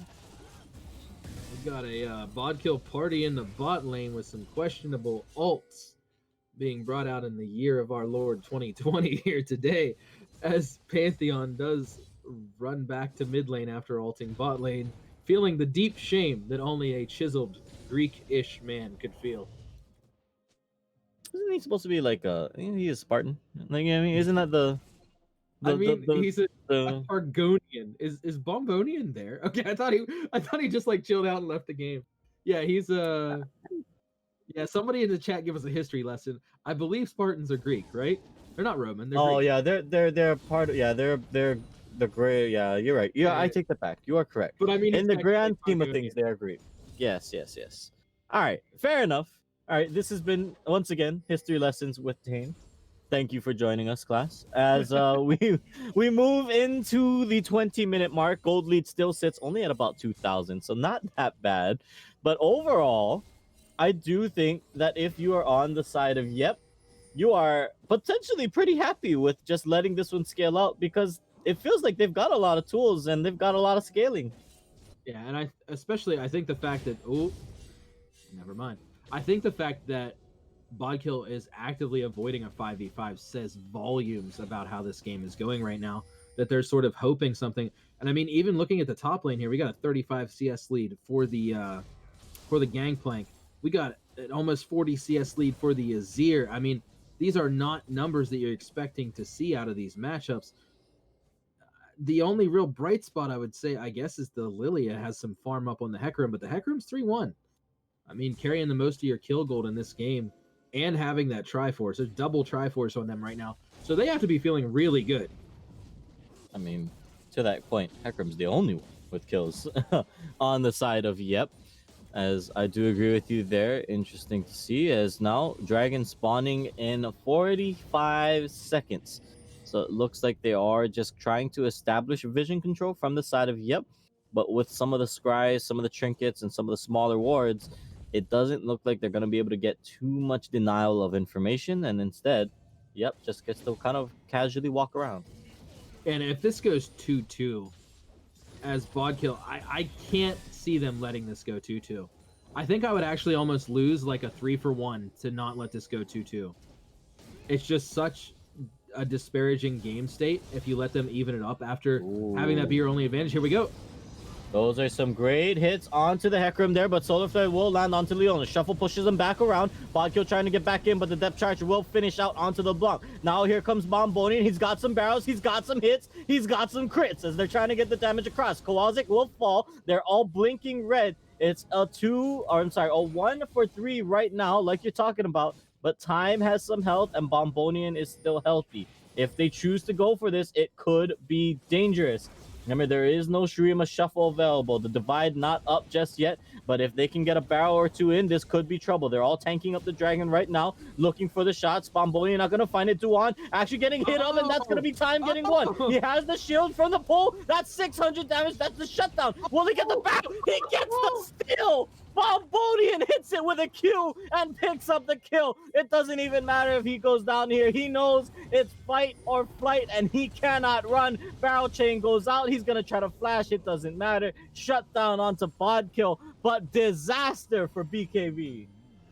Oh, that felt so bad on the back end of that fight for them. That is a true tragedy. Oh my goodness. I mean, I don't even know if really anybody misplayed. I guess you could say that Elduan misplayed by being too far down on the pit, like towards the bot side of the map.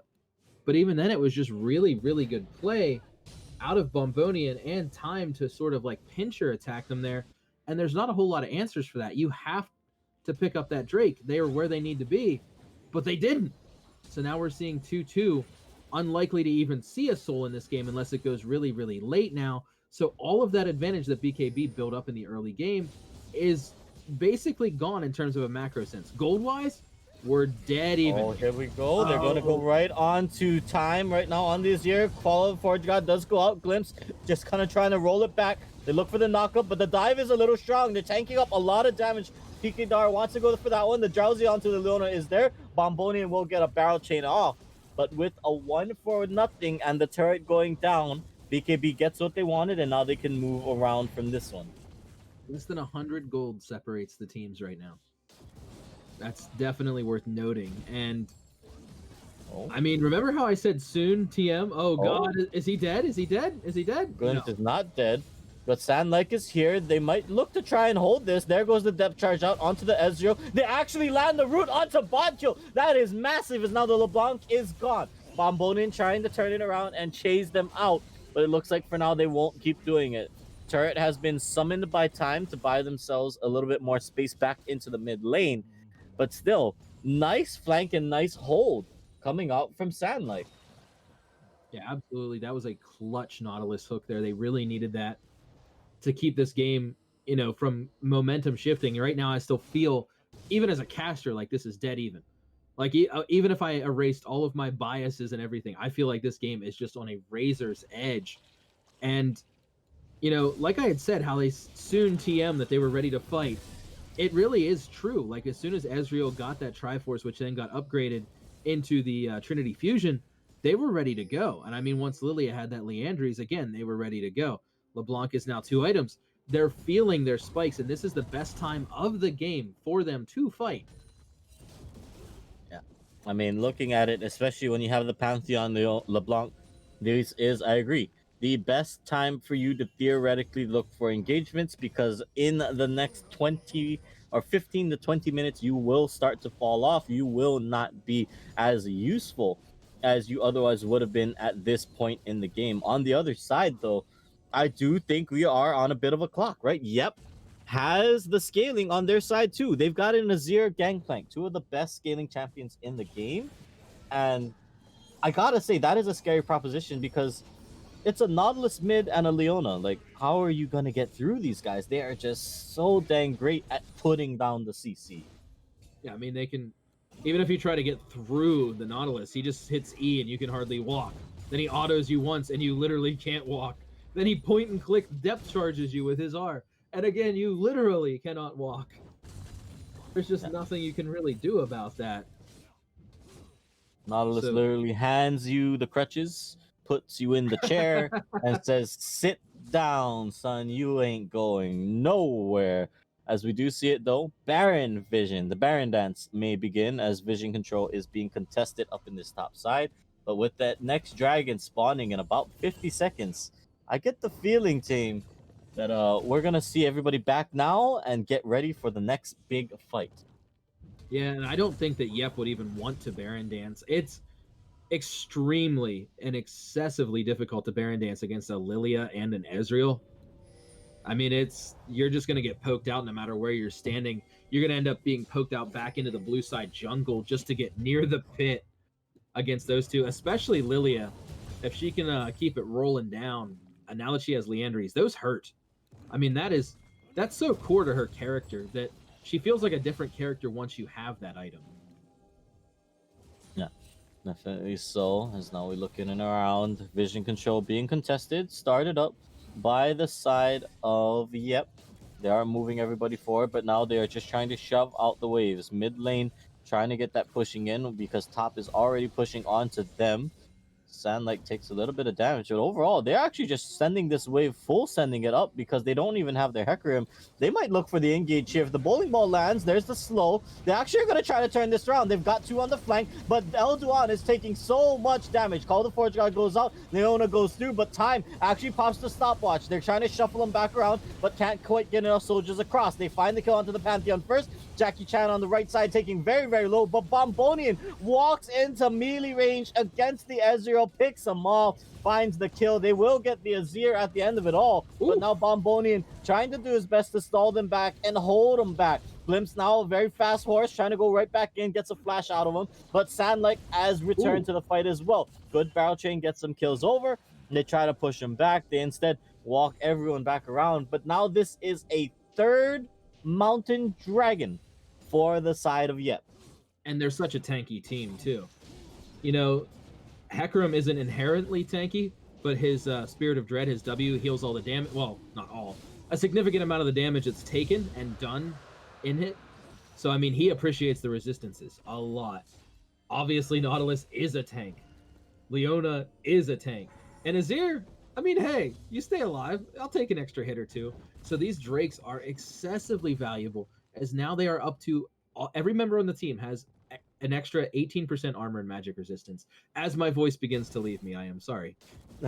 But still, you cannot understate how good those Drakes are when you stack them 3x. Yeah, I mean, that is really a scary proposition to think because now you really have to kill time at the beginning of the fight to have a chance to win it, right? Otherwise, you are going to have a sore go of it if you try to push through the Leona and the Nautilus just to get to the backline. Like, these are champions. Look, Kowalczyk, once he throws up that W shield, he didn't take any damage from the bowling ball coming out of Jackie Chan. Like, it's just not there. Quick stat check here. Even on the Azir, we're now seeing 56% reduced physical damage with 125 armor. I mean, it's nutty, like what those Drakes can do when they're stacked. And look at them just marching down mid here, feeling good. And it went from 2 Drakes to 0 to 3 Drakes to 2. It's feeling pretty bad for BKB right now. Momentum swings are abundant in this game. However, Pantheon has now completely fallen off. He's basically a stun bot at this point in the game. They're relying on the God top, the super top PK, to not only land a 5-man ult, but then to follow it with a true 1v5 pentakill. I think that's the best way for them to get back into this one right now. Yeah, I mean, and that is one of the few crazy win conditions that maybe you can kind of play around if Pikadar can be that crazy tank. He can just kind of front line it and be the carry or be the madman that he must have to be. That would be a way for them to come back into this. So, in a bold decision from the side of Yep to start up the Baron. True Shot Barrage gonna come through, see what they want to do. Glimpse taking a lot of damage on Oh, his they end. ulted. That's Drowsy is there. The sleep is in. Bodkill wants to get the Hecarim, but he walks right into the Solar Flare. Shutdown comes through from the Lilia as the depth charge goes around the backside. Time is in a lot of trouble though as they're sitting right on top of him. Bombonian can't get the barrel chain, but instead pushes him right into the gangplank. Can he get the kill onto Elduan? Yes, he can. But Sandlike, the last member alive, means that it is an ace for a triple in favor of BKB. And the question there is why? Why was the decision to go on the Baron there when you didn't have any picks, you didn't have a rotational advantage, and you had at best neutral vision around it? They must have been feeling confident after their last couple swings, but this Baron could prove to be huge for them because it's going to offset a lot of their weaknesses and keep them into the game, at least until they can contest Soul. That didn't have to happen, though, from the side of Yep. I mean, they're not going to get punished too hard for it, I don't think. At most, I predict they'll lose, like 2 towers here. But it's, again, another momentum swing. Now BKB is back in the lead. Now they have the right to go siege and assault some towers. And big shout out to Jackie Chan on that last fight. Landing those Qs and then landing that Drowsy with the ult was huge. I'm sure you saw after the swirl seed, excuse me, not the Q. The swirl seed is the E. But after that was landing, you saw how much damage that was doing and how far that took Hecarim down. And it's a real game changer. And I think that's why we're seeing so much Lilia in pro play right now. It's just the ability to whittle people away from an extreme distance. Yeah, I mean, the absolute range that can be done, the way that this can play out, it was looking pretty dire for BKB. And actually, now Glimpse on the flank, looking for the Onslaught of Shadows. We'll try to pull him back in. Instead, there comes the Cannon Barrage down onto everyone else. Jackie Chan looking for the damage, but the barrel chain is huge. Lilia getting healed up. They're trying to kill the horse. They will find her as she goes down. Bambi gone. Double kill for Hecarim on the backside. They're trying to keep him alive. Sandlike wants to get in, but Bodkill goes back in. Shuffle, not going to land onto anyone. PK Dart trying to chase around. The chains go out. They find the clone. It's a 3-for-1, or rather 2-for-1 in favor of Yep. And with that Baron buff on the table and gone, that is disaster for BKB. Yeah, I mean, that really stops your siege right there. I'm assuming they will go back and, reset their siege and go for it again. But we have to start thinking about positioning for this Drake that's coming up pretty much now. So you're right, the Baron buff is actually pretty much nullified. It will give them some stats that'll help them fight for the Drake here. The question is, can Yep get to the Drake before BKB can take it? The answer is going to be yes. And here we go. Yeah, here we go. Even though the Hecarim's dead, Azir didn't get over the wall, but I don't think they care too much. He just hops in with the soldiers. And the rest of the squad, they're not here fast enough. It's Soul. Wow. I did not expect them to just, wow. They just rolled on Soul right there. And again, hey, guess what? You guys like momentum shifts? We got the 54th one in this 34-minute game. And now, not to understate either, that is now 4 Drakes and the Soul. They're going to be getting the shield. They're going to be getting all 24% armor and magic resist on that whole entire team. Look at that shield on Leona. Look at that shield on Azir. It's a couple hundred extra health. I mean, we're seeing Azir now up to taking almost 60% reduced physical damage on what is considered an extremely squishy mage.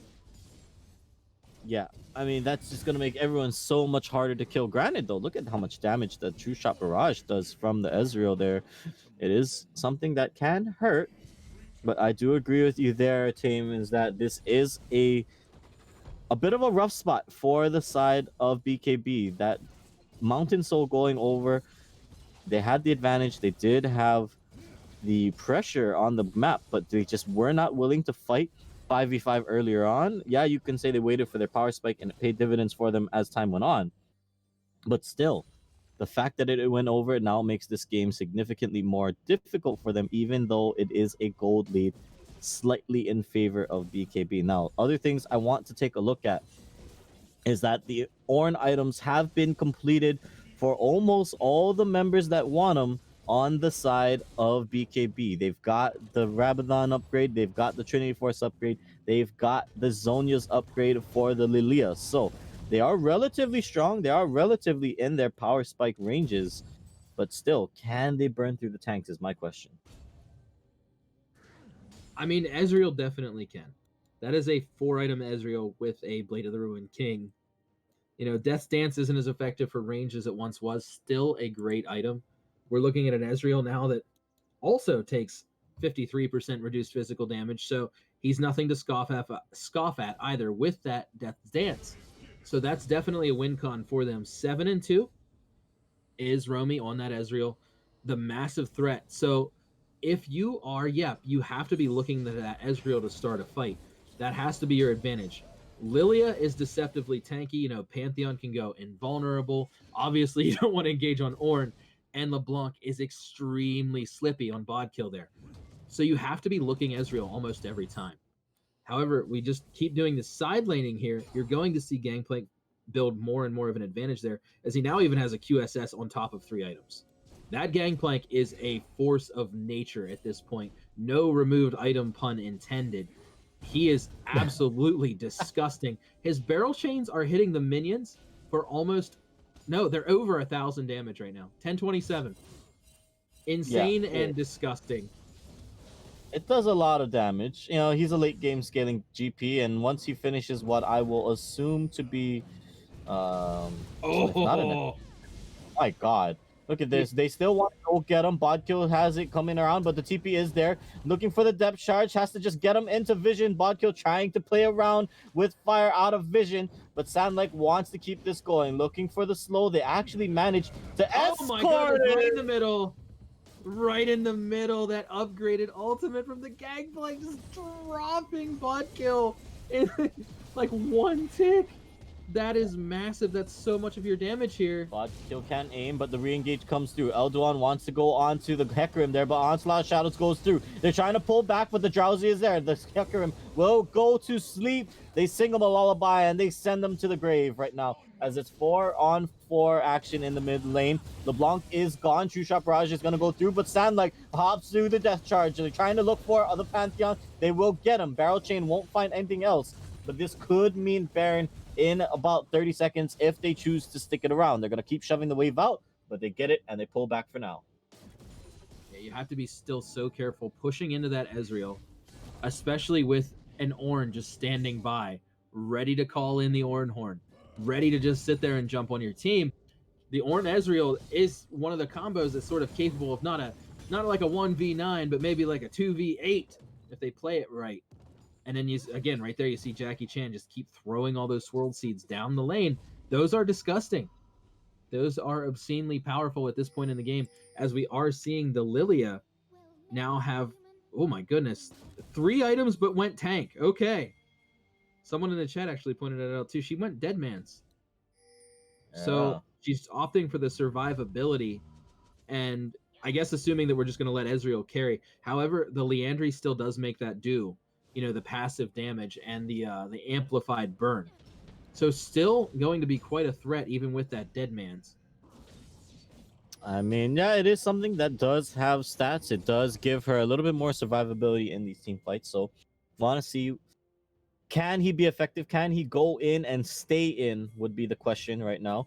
All right, as another molten item or another forged item comes through from Pikidar, it's going to be the Obsidian Cleaver, but instead the blind hook into darkness onto Pikidar. They try to get onto the Ornn, but it doesn't mean much, as he is a very healthy boy. Now they're trying to turn it back around and disengage from there, but here comes the side. It's the LeBlanc. Bodkill gets popped down so low, has to pop the Zhonya's for fear of a barrel chain, but time finds the kill onto Elduan, and the rest of BKB has to pull out. This could be Elder if they're able to get out of there, but instead for now, 4 members up means that they try to retreat for now. Time hops over the blue wall, but they can't go back in. The Leo trying to go down onto the Azir, but he is just going to get deleted. Pikidar trying to do his best on the right side, but he's not that tanky just yet. He's a big boy, but it's not big enough. Time trying to burn down onto Romy, but it's not gonna do it either. Shut down onto the edge. Bodkill is still here. They're looking for the end. He wants to get the kill onto the gangplank. He can't get him. Yes, he does. Bodkill now gonna try to hop back. He might have been able to buy some time. Elduan spawns in 9, but they look like they want to end the game. Pings are coming down the mid lane. Oh no, could this be it for BKB? This is so exciting here. It's going to be respawn timers versus racing into the base. Minions are not there yet. They're going to be having to tank the tower. Oh, they're not going to have minions for the Nexus towers yet. They didn't clear the full wave, so here we go. Let's see. Nautilus obviously very tanky. Backdoor protection on the turret for just a few seconds yet. Elduan going in. He got stopped mid-stun. He wasn't able to stun onto time like he wanted to. Jackie Chan up into... Can he save it? I think the answer is no. Onslaught of Shadows was not enough, and that means it is a 2-0 win. Yep is going to the playoffs. Wow. What an ending. They're deciding to go off the Drake and just go for the base, making a great decision there. Thought it was going to be closer than it was, especially when they didn't have the wave at first.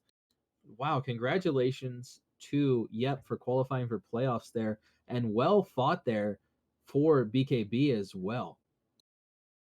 Yeah, they definitely gave one heck of a try. I mean, the good old college try, but just look at that damage.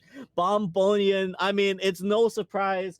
40 minutes in, of course, your gangplank does so much damage, but I mean, some of those barrel chains were just absolutely ridiculous.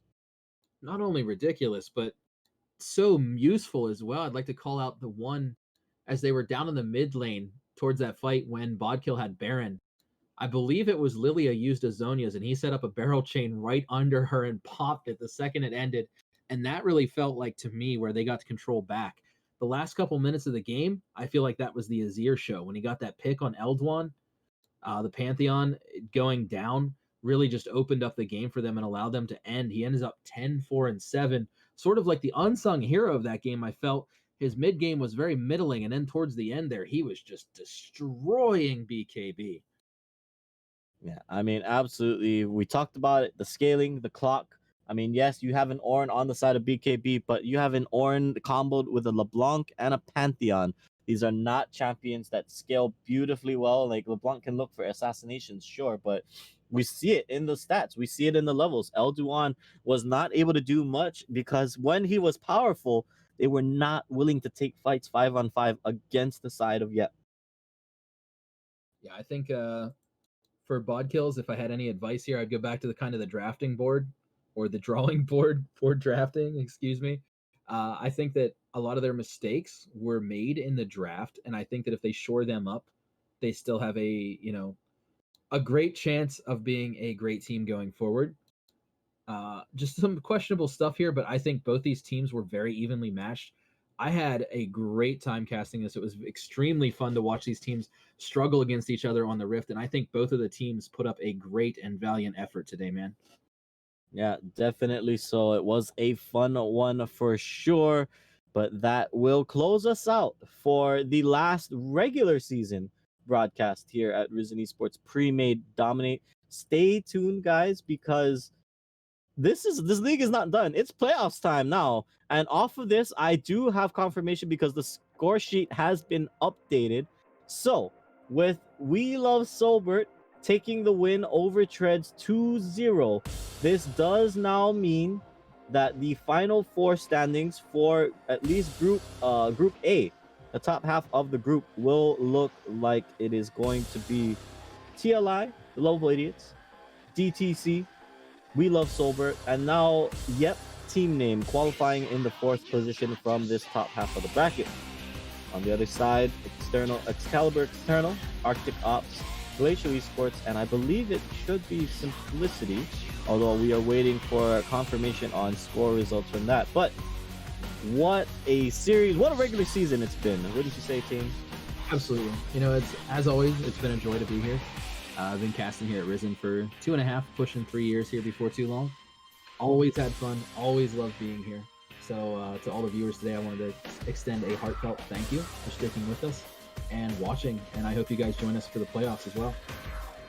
definitely want to say congratulations to the teams that qualified for playoffs. We look forward to seeing all of you as time goes on. But with that said, that will close us out for the day.